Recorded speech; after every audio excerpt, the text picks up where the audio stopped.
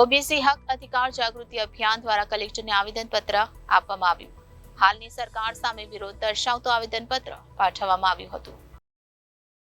ભાવનગર શહેરમાં ઓબીસી હક અધિકાર જાગૃતિ અભિયાન દ્વારા કલેક્ટરને આવેદનપત્ર પાઠવવામાં આવ્યું હતું. હાલની સરકાર સામે વિરોધ દર્શાવતું આવેદનપત્ર પાઠવવામાં આવ્યું હતું. ઓબીસી હક અધિકાર જાગૃતિ અભિયાન દ્વારા લેખિત જણાવવામાં આવ્યું હતું કે સરકાર દ્વારા ઓબીસી એસસી એસટીની અનામત ખતમ કરવા કાયદામાં ફેરફાર કરી રહી છે. હાલમાં કોલેજમાં સંસ્કૃત વિષયમાં 27 આસિસ્ટન્ટ પ્રોફેસરની ભરતીમાં 15 બ્રાહ્મણ જાતિના છે, એટલે કે 55% બ્રાહ્મણ જાતિના ભરવામાં આવ્યા છે, જેને લઈને આવેદન અપાયું હતું. જય ભારત, જય સંવિધાન. હું ધરમસિંહ ડાપા, ઓબીસી હક અધિકાર જાગૃતિ અભિયાનના રાષ્ટ્ર પ્રમુખ. આજે અમે ભાવનગરમાં કલેક્ટર સાહેબના માધ્યમથી રાજ્યપાલશ્રીને આવેદનપત્ર દેવા આવ્યા છીએ. આવેદનપત્ર એ બાબતનું છે કે 31/1/2024ના દિવસે જે સરકાર દ્વારા જે સંસ્કૃત વિભાગમાં આસિસ્ટન્ટ પ્રોફેસરનો એક ઓર્ડર આવ્યો છે, નિમણૂક પત્ર, એમાં 27ની આસિસ્ટન્ટ પ્રોફેસરની ભરતી થઈ છે.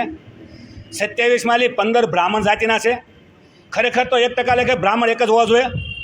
તો વર્ષોથી અનામતવાળા ખાઈ જાય છે, એ પંપોડી વગાડવાળા સવર્ણ જાતિને જે ગેરમાર્ગે દોરે છે, તો હું સવર્ણ જાતિને કહેવા માગું છું કે આમાં એક પણ ક્ષત્રિય સમાજને પણ લેવા નથી આવ્યા.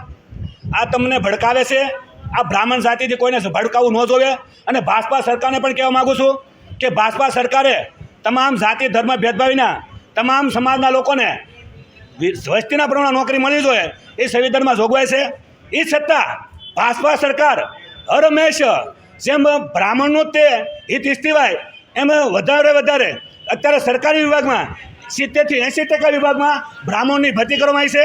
ભાજપા જો આ જાતિવાદી સરકાર ન હોય અને જાતિવાદ બંધ કરવા માંગતી હોય તો ખરેખર તમામ સમાજનું પ્રતિનિધિ મળે એ રીતે ભરતી કરવી જોઈએ. અને આ ભેદભાવયુક્ત જે ઓર્ડર થયો છે નિમણૂક, એ રદ થવો જોઈએ અને પરિવાર આ પરીક્ષા લેવી જોઈએ.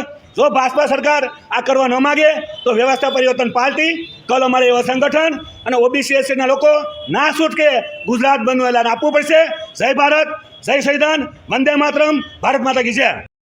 કેમેરામેન રસુલભાઈ સાથે રિપોર્ટર ફિરોઝ મલિક, જનાદેશ ન્યૂઝ, ભાવનગર.